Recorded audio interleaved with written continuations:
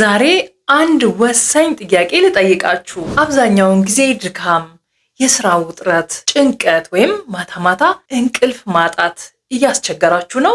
እንግዲህ መልሳችሁ አዎ ከሆነ ይህ ቪዲዮ ለእናንተ ነው።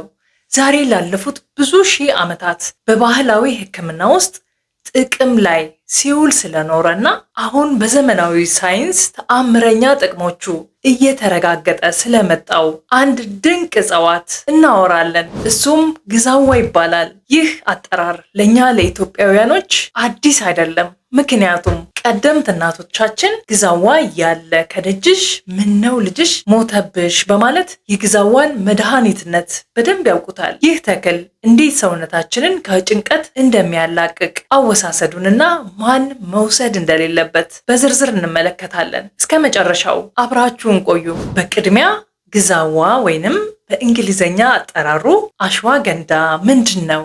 ስሙ የመጣው ከህንድ ቋንቋ ሲሆን የፈረስ ሽታ ወይንም የፈረስ ጉልበት የሚል ትርጉም አለው። ስሩ የፈረስ ሽታ ስላለው ነው ይባላል። ነገር ግን ዋናው ቁም ነገር ግዛዋ አዳፕቶጅን ከሚባሉ ልዩ የእጽዋት አይነቶች ይመደባል።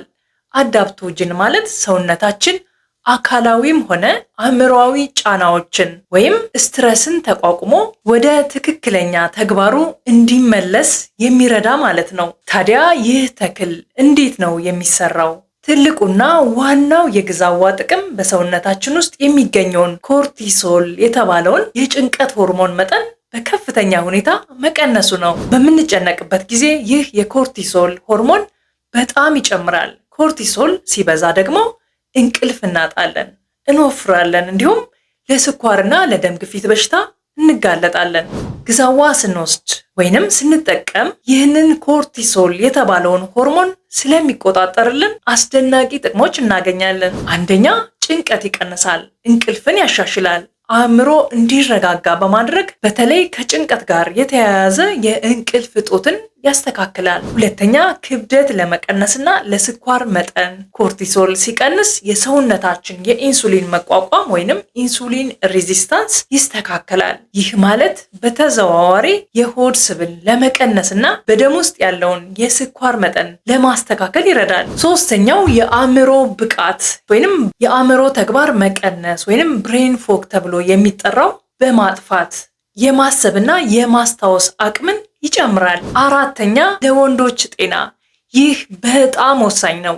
ግዛዋ የወንዶች ሆርሞን የሆነውን ቴስቴስትሮን ይጨምራል። ይህም የወንዶችን የመውለድ አቅም ወይንም ፈርቲሊቲ እና አጠቃላይ ጉልበትን ያሻሽላል። አምስተኛ፣ ለታይሮይድ ጤና የታይሮይድ ሆርሞን ማነስ ወይንም ሃይፖታይሮይዲዝም ላለባቸው ሰዎች ትልቅ ጥቅም አለው። እሺ፣ እነዚህን ሁሉ ጥቅሞች ለማግኘት እንዴትና ምን ያህል እንውሰድ? በእኛ ሀገር ውስጥ በኪኒን ወይንም በካፕሱል መልክ ተዘጋጅቶ መገኘቱ እርግጠኛ ባልሆንም በሌላ ሀገር ውስጥ የምትኖሩ ወይንም ማግኘት የምትችሉ ሰዎች በጥናት የተረጋገጡ መጠኖች የሚከተሉት ናቸው።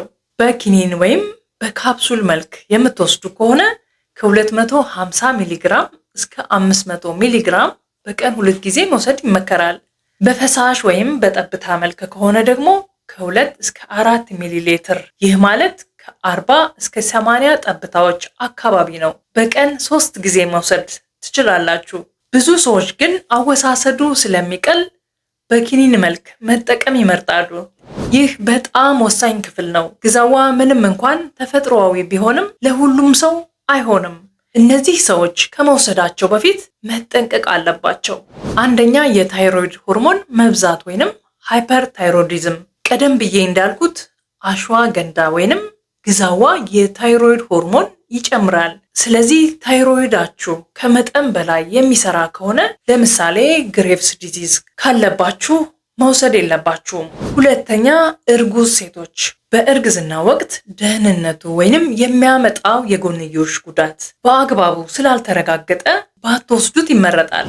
ሶስተኛው፣ ከፍተኛ የብረት ወይንም የአይረን መጠን በደማቸው ውስጥ ከመጠን በላይ የብረት ክምችት ችግር ያለባቸው ሰዎች መውሰድ የለባቸውም። ምክንያቱም ግዛዋ በውስጡ ብዙ አይረን አለው። አራተኛ፣ ሌሎች መድኃኒቶች የእንቅልፍ ወይም የታይሮይድ መድኃኒቶችን የምትወስዱ ከሆነ ግዛዋ የመድኃኒቱን ኃይል ሊጨምረው ስለሚችል ሐኪማችሁን ሳታማክሩ አትውሰዱ።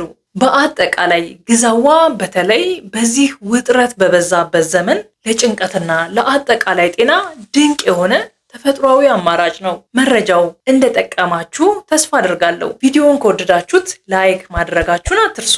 ለሚጨነቁ ወዳጆቻችሁም ሼር አድርጉላቸው። ተመሳሳይ ጠቃሚ የጤና መረጃዎችን ለማግኘት ቻናላችንን ሰብስክራይብ ያድርጉ።